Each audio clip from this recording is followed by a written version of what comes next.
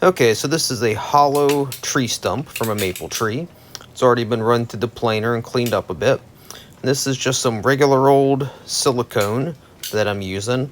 I'm putting a thin bead along the bottom of it, so when I go ahead and put it over here, and when we pour in the epoxy, it doesn't leak all out the bottom.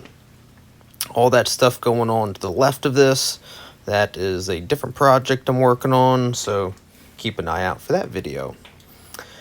So once we get the silicone in place, you can wait for it to dry, but you really don't have to. It'll still hold in the resin.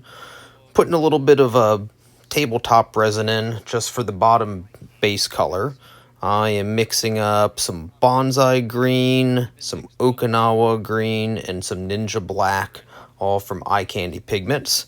And I am using Magic Resin's tabletop resin. Once everything's mixed up, we're pouring our base layer of resin in.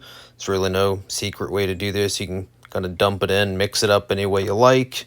And as always, like coming back with the blowtorch and taking care of those bubbles. Once that resin's dried, go ahead and pry it off of that mold. And I got it just sitting on a black trash bag right now, and that's just to kind of contain any spills that I might have going forward. I got some river rocks in there, got a couple deer antlers, and I got some deep pour resin mixed up. I don't have enough to fill the whole thing. I'm going to do about 1 inch first, just because I'm not 100% sure if there's any little holes or anything like that in the stump where it might leak out. So I'm just going to test it a little bit before I find out that there's a leak and end up making a giant mess. Alright, that first layer dried. Went ahead and added, as you can see, a couple pine cones. I think they're hickory nuts. And went ahead and just dripped a little bit of epoxy on that just to go ahead and seal those. So one, when I finish filling in the deep pour, they don't float up, but also to try to prevent some bubbles and things like that from leaking out of those pine cones. So we'll wait for that to dry, and then after that, should fill it up.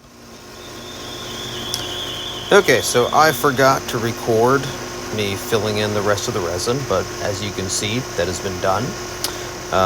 Went ahead and filled it just so everything's flush, and at this point what we're doing is running things through the belt sander, just trying to get everything perfectly flush and even and level, like that.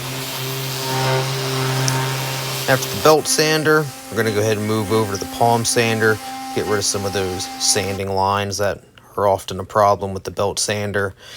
And once we get everything sanded, we're going to go ahead and move over to Festool's polishing system.